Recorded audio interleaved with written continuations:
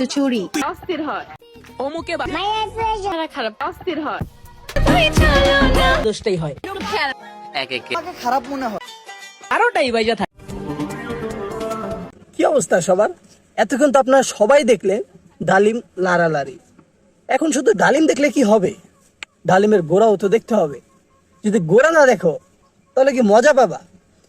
শুধু ডালিম লড়বে আর গোড়া দেখবে না, তা কি হয়? চলো এবার একটু গোড়া দেখে আসি। কি দেখছো না? তাহলে ফলো করতেছো না কেন?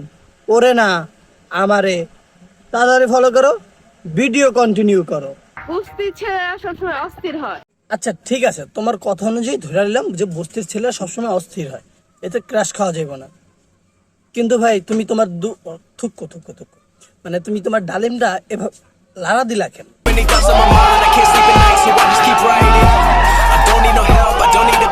পরিশ্রম হয়তো চেহারা খারাপ করে দিবে, কিন্তু ভবিষ্যৎ না।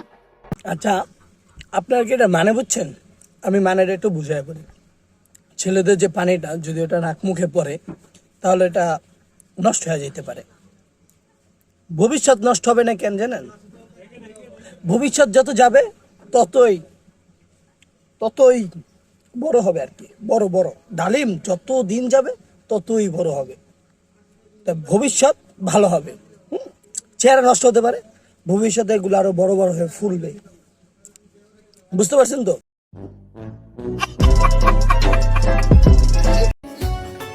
মা শিক্ষিত না হলেও মায়ের শিক্ষা কখনো ছোট হয় না। এবার একটু সিরিয়াস কথায় আসা যাক। আমি এখানে তোমার দোষ দিব না, আমি তোমার বাবা মার দোষ দিব।